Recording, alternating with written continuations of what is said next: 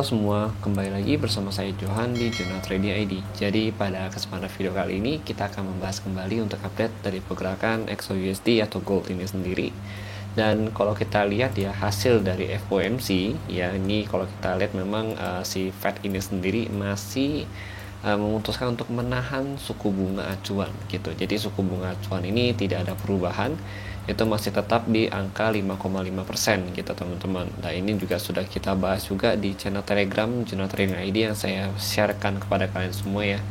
Di sini berarti skenario-nya adalah untuk saat ini itu adalah sesuai dengan ekspektasi pasar, di mana si Fed ini sendiri ya tidak menurunkan suku bunga tetapi menahan suku bunga untuk waktu yang lebih lama lagi gitu teman-teman. Jadi memang harusnya itu adalah si emas ini atau komoditas itu mengalami rally kembali ya. Kemudian untuk si DXY atau si indeks dolar ini sendiri mengalami penurunan lebih lanjut gitu teman-teman, atau bahasa itu mengalami pelemahan lah gitu ya. Soalnya kan tidak ada kenaikan suku bunga, jadi stagnan suku bunganya gitu teman-teman. Lalu kalau kita lihat lagi ya dari statement dia untuk hari ini, memang kalau kita lihat ya untuk pasar New York sendiri tutup bervariasi ya setelah FOMC.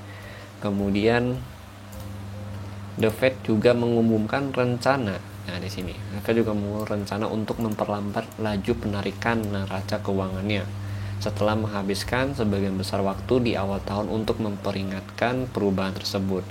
Kemudian di sini lagi seperti yang diharapkan Komite Pasar Terbuka Federal atau FOMC memutuskan untuk mempertahankan suku bunga utama, suku bunga dan federal tidak berubah gitu. Ya, jadi memang tidak ada perubahan, jadi masih dipertahankan gitu teman-teman. Ya, terus kalau kita lihat juga memang seperti yang kita bilang memang karena CPI juga masih naik, inflasi data inflasi juga masih naik ya kan, kemudian data pekerjaan juga masih naik ya. Jadi memang untuk saat ini ya Fed ini belum bisa memangkas atau memotong suku bunga dalam waktu dekat ini gitu teman-teman. Dan ya kalau kita lihat juga memang potensinya di bulan Juni nanti ya, ini kan udah bulan 5 ya, nah 1 bulan lagi itu kan harusnya dia melakukan pemangkasan suku bunga. Nah sepertinya sih tidak akan ada terjadi pemangkasan suku bunga, dan nanti akan ada lagi tuh di akhir tahun, itu kurang lebih mungkin di November ataupun Desember 2024 nanti gitu teman-teman. Jadi diundur lagi nih suku bunganya dan akan dipertahankan dalam waktu yang cukup lama untuk di 5,5% ini gitu teman-teman. Nah, terus kita bahas lagi di sini.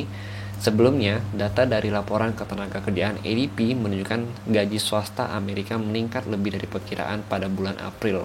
Ya, sementara data untuk bulan sebelumnya direvisi lebih tinggi, gitu teman-teman. Jadi data dari hasil tenaga kerja yang tadi saya bilang ya, itu juga masih lebih bagus dari yang bulan sebelumnya. Jadi ada peningkatan gitu teman-teman. Nah, kemudian namun laporan terpisah dari Biro Statistik Tenaga Kerja dalam survei pembukaan pekerjaan dan perputaran tenaga kerja atau JOLTS Job Opening ini yang menunjukkan lowongan pekerjaan di AS turun ke level terendah dalam 3 tahun pada bulan Maret gitu. Sementara jumlah orang yang berhenti dari pekerjaannya menurun, indikasi berkurangnya jumlah tenaga kerja, kondisi pasar yang berpotensi membantu The Fed dalam memperjuangkan melawan inflasi gitu.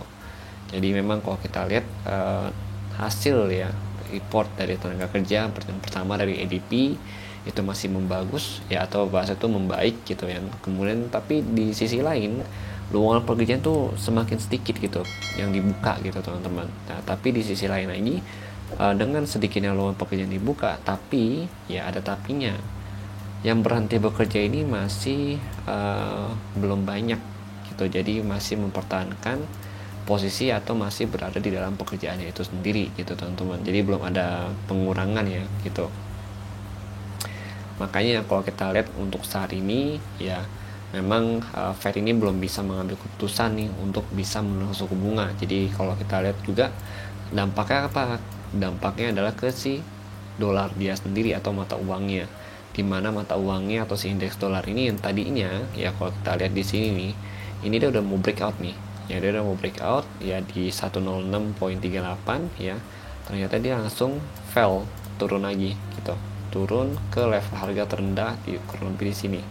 Hampir menyentuh di 105.4 dan 105.36 gitu teman-teman. Ya, untuk saat ini sih memang masih closing di angka area supportnya dia yaitu di 105.56 sampai 105.68 gitu. Dan ini masih ada potensi penurunan lanjutan untuk si DXY ini sendiri ya kan, dengan area support major ya, jangan lupa di sini major supportnya dia itu di level harga di 105.25 gitu teman-teman. Jadi masih ada potensi nih untuk si DXY bisa turun ke sini lagi. Nanti dari sini ya, ini nanti bertepatan dengan area supportnya dia juga dari channeling downtrendnya dia gitu teman-teman. Jadi ini masih belum breakout ya gitu, karena dia gagal breakout gitu. Kalau kita lihat juga di bagian daily-nya ya di sini. Nah, DXY ini masih konsolidasi gitu. Jadi konsolidasi dengan area support ya di angka level kurang lebih di 105.56 sampai 105.68, dengan area resisten di sini, resisten daily itu kurang lebih di angka 106.31 sampai 106.38 gitu.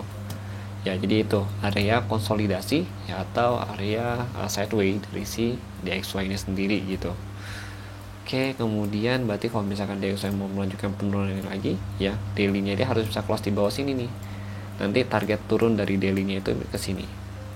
Nah, ini target turun daily itu ke 105.01 ya sampai 104.73 di sini. Oke. Ya, itu untuk si DXY itu sendiri. Nah, lanjut lagi kita mau bahas mengenai gold ya, atau XAUSD. Kalau kita lihat ya, kalau kita lihat di sini untuk gold ini sesuai ya, artinya dia mengalami kenaikan ya, atau mengalami penguatan kembali, melanjutkan rally-nya. Bisa nggak sih? Sebenarnya kalau misalkan dia masih mau melanjutkan rally-nya itu masih bisa gitu. Nah kan kalau kita lihat dia masih pullback nih di area support ya, atau area base itu kayak order blocknya si daily ini sendiri yang pernah kita bahas di sini ya gitu. Nah ini juga dia masih pullback dan masih bertahan sebagai area supportnya dia di 2279.5 sampai 2305.39 gitu teman-teman, untuk area order blocknya ini sendiri gitu. Nah untuk saat ini pun kalau kita lihat nih ya, candlenya juga masih bullish candle di closing terakhir, dan masih ada potensi nih kalau misalnya memang dia masih bisa bertahan di atas 2320 ya untuk si gold ini sendiri ya, secara intraday ya ini masih bisa lanjut untuk retest kembali ke resisten daily, yaitu di 2338 ya, poin 24 sampai 2352.3 gitu. Jadi ini ada resisten daily yang akan potensi untuk di retest kembali oleh si gold itu sendiri gitu teman-teman. Ya, tapi kalau misalkan hari ini intraday ya dia belum bisa atau belum mampu untuk bertahan di atas 2320 ya, maka dia akan lanjut untuk ada potensi untuk turun kembali, retest ke sini lagi nih 2305 sampai 2300, dengan penurunan terendah adalah nanti sampai kurang lebih ke 2290 gitu teman-teman. Itu kalau kita lihat dari candle daily-nya itu sendiri ya gitu ya teman-teman ya. Untuk saat ini daily kita masih fokus di resisten gitu, resisten daily-nya sini ya 2338.24 sampai 235.30 gitu. Oke, lanjut lagi, sekarang kita mulai intraday. Jadi kalau dari intraday memang dia sini sudah membentuk ya bearish flag untuk 4 hours-nya dia. Ya cuma kalau kita lihat lagi memang karena hasil dari FOMC itu memang bahasa itu kayak kurang proper untuk si USD itu sendiri. Jadi kan USD turun nih. Ya kan USD melemah ya, minus 0,64 gitu. Nah, gold ini naik gitu. Gold ini naik, dan kalau kita lihat memang kenaikannya mulai dari level harga 2295 sampai tertingginya itu ke level 2328 gitu teman-teman. Nah ini perlu kita pantau untuk intraday level ya, kurang lebih masih belum ada perubahan ya di sini. Yang pertama di sini dulu yang perlu kita pantau itu di 2322 sampai 2324.60 ya. Kenapa? Karena ini kalau kita lihat ini adalah area breakoutnya si gold itu sendiri gitu. Kemudian untuk main level lagi nih, kita jangan lupa main level ini ya, ini yang pernah kita bahas juga di minggu-minggu kemarin gitu, itu di 2331 sampai 2334 gitu ya. Ini kita lihat ini main level dia nih, sini 1, ini 2 gitu. Jadi kalau misalkan dia masih bisa bertahan ya di atas area 2232 ya, 2322 ya, sorry itu ya, kita masih bisa fokus untuk cari buy zone ya kalau ada konfirmasi dengan target di area resisten main levelnya dia gitu di 2331.69 sampai 2334.42 gitu teman-teman. Tapi kalau misalkan di 2322 ya sampai 2324 dia belum bisa breakout gitu, atau bahasa itu dia break turun ke 220 lagi ya, ke 320 lagi, berarti kita cari selling point ya dengan target di mana, dengan target di 2316 ya sampai 2312, dan target terendahnya itu kita bisa pantau atau cek kembali ke sini nih di 2287.23 sampai 2280.39 gitu. Oke, jadi gitu. Nah, untuk hari ini kita juga mau lihat nih, ada news juga ya sebenarnya untuk hari ini. Ya, memang minggu ini full of news ya.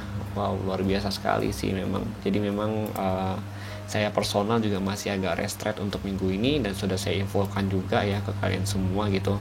Dari video weekly pun itu ya. Karena memang harus berhati-hati untuk trading di minggu ini.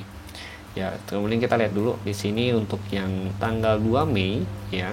Ini ada trade balance ya dari si AUD, kemudian ada di holding approval monthly ini dari AUD Australian ya. Kemudian untuk yang news bintang 3 ya, ini ada dari USD, itu ada initial jobless claim gitu di jam 19.30 gitu. Ini news mingguan gitu teman-teman. Ya, kemudian ada lagi ini untuk yang bintang 2 ya. Ada trade balance, unit variable cost, factory order ya kan. Ya, tapi fokus kita untuk hari ini memang lebih ke jobless claim aja dulu gitu. Ya, itu di 207 sampai 212, dan ini kalau kita lihat memang yang klaim pengangguran meningkat ya gitu. Cuma kalau kita lihat lagi ya dari statementnya Fed ini sendiri ya, kita balik lagi nih ke statementnya Fed ini sendiri gitu. Nah, pertama kita lihat dulu ya, untuk saat ini dari jobsnya ini ya, itu menunjukkan lowongan pekerjaan di AS itu atau di Amerika itu turun ke level terendah dalam 3 tahun pada bulan Maret ya. Jadi kalau kita lihat memang karena penurunan ya lowongan pekerjaan ini, otomatis secara nggak langsung akan mendongkrak si initial jobless claim ini gitu teman-teman. Karena kan yang seperti kita lihat ya, banyak orang yang nggak berhenti dari pekerjaannya gitu, atau masih melanjutkan pekerjaannya saat ini, artinya keluar dari atau yang resign dari kerjaannya itu masih sangat sedikit.